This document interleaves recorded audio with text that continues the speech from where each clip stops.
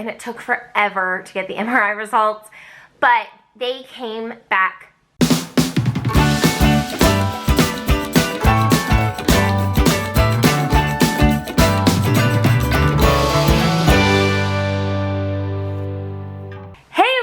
I first off want to start out by apologizing for filming my health update and then not saying anything about it for 2 months. I really am trying to leave my health stuff out of the vlogs because our kids watch our vlogs and they don't really know about the tremors and my health stuff, just because it's not gonna help them to know. Like, it's not gonna do anything but worry them, and so we're not talking about it around them. So it's been really hard to find a time to sit down and make a video to specifically talk about my health stuff. So I left you guys off. I got my MRI, and I wish I would have filmed more during this time because I was so scared. And I think you saw that at the end of the last video, because basically the MRI was looking for a brain tumor or to see if I have MS. And I mean, both of those would be really scary, life-changing diagnoses. Diagnoses? I don't know. So I was just terrified, and it took forever to get the MRI results, but they came back normal.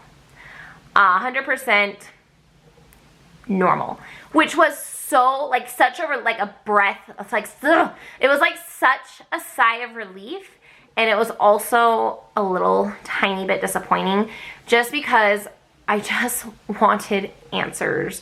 So after that came back normal, my primary care physician sent me to a neurologist, and we went and, you know, we talked about my symptoms, and he also was kind of like, I have no idea what this could be.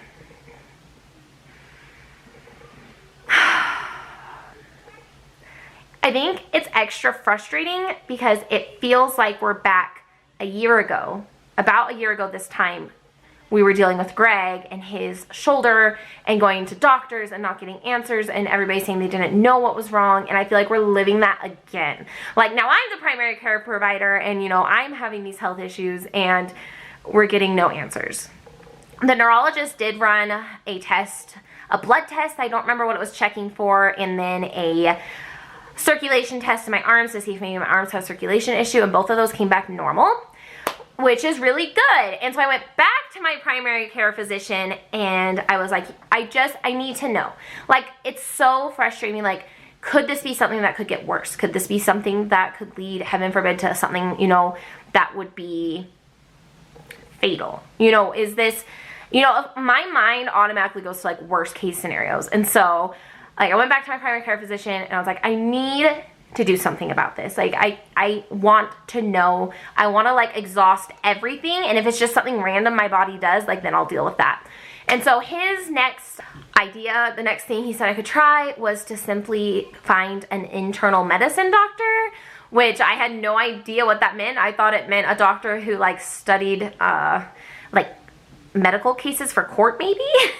But he explained it, it's like the doctor you go to when no one else knows what's wrong. The problem with that is we do have one in our area, but he wasn't really recommended to me very well, and so we want to go to the city at this point because we live in a small town. If you're new here, hello. But we live in a very small town, and so the options for doctors and medical treatments and different things aren't as available as going to the big city. It's also just really expensive for us to travel out because it's 3 hours away, and that's gas, and that's finding someplace to stay, and that's eating, and, you know, it's just a lot. And so I do need to make an appointment with an internal medicine doctor because I haven't. I also thought maybe I could get on here and maybe say my symptoms, and miraculously maybe someone out there had something similar or is experiencing something similar or knows what it could be. So here we go. My symptoms are obviously the tremors. So they're intentional tremors, which doesn't mean I'm doing them on purpose. It means I tremor when I am trying to do something. So when I'm trying to load the silverware into the dishwasher, or when I'm trying to do my makeup or my hair or Olivia's hair, or when I'm like trying to grab little bits of paper on the floor, like things like that. That is when I trimmer, which makes them really hard to catch on video because I can't just like hold up my hand and be like, look, I'm trimmering, because it doesn't work that way. They also come and go, kind of. Like 90% of the time I have a trimmer, but sometimes for weeks at a time they're terrible and it's frustrating and I'm dropping everything and it's scary because I'm like, this is like, it doesn't stop me from doing my everyday life, it just makes it harder. But then I'll go weeks at a time where they're really mild or where they're not there or where they come and go. And so it's weird, and that's the part I feel like that doctors can't explain, is that it comes and goes. The other biggest symptom I have that I don't know if I've talked about a whole lot is the muscles in my arms hurt. They ache so bad. So it's the muscles from here all the way up, and it's usually after I've been sleeping or sitting still for a long time that they'll start to hurt. It can get to the point where like Greg will like grab my arm, or a kid, and like I'm like, please don't touch me because it hurts so much. Like I can't. So those are my two major symptoms. I know for sure the tremors and the arm pains are connected. The other things I've been experiencing, I don't know if they're directly connected to my tremors. The neurologist didn't think they were. When I told my neurologist about my other symptoms, he says he doesn't think it's connected, but they all started about the same time, so I don't know. My hands get ice cold. Like, they're really hard to keep warm. I mean, if it's a warm environment, they're okay, but if it's cold at all, they get so cold they hurt and they ache because they just get so cold. My hair is falling out. My scalp itches and hurts. But again, the scalp pain comes and goes. It's actually been gone for a while, but I'm still like losing so much hair, and like it looks okay. Here, let me show you. I don't know if you can tell.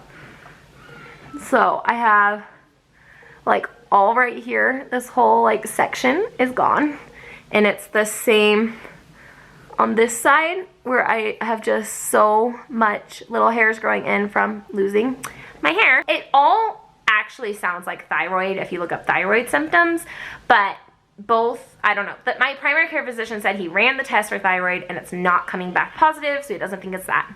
So I can tell you what they've ruled out. They've ruled out thyroid, NMS, an autoimmune disease, and he said, my primary care physician doesn't think it's cancer, because that was my other thing. I'm like, could it be like cancer? Like, what's going on? So those are my symptoms. Usually I'm okay, like emotionally, because I've had them since November, so it's been a rather long time. But on days when they're really bad, it is really hard to like keep positive, just because again, we're running tests and we're going to doctors and they can't figure anything out. And it's just really stressful and frustrating. So that is the update. I really don't want to update without like more news, or without being able to tell you like, this is what's wrong. But apparently it's just not meant to be. We're just supposed to update without good news. So again, if you have any ideas, leave them below. Anything we haven't thought of or checked, please leave those below, because like I said, we're running out of options. But at least we're ruling out some scary stuff, like a brain tumor. That's also ruled out. But I love you guys. I'm sorry it took me so long to update, and I'll talk to you guys next time. Bye, guys.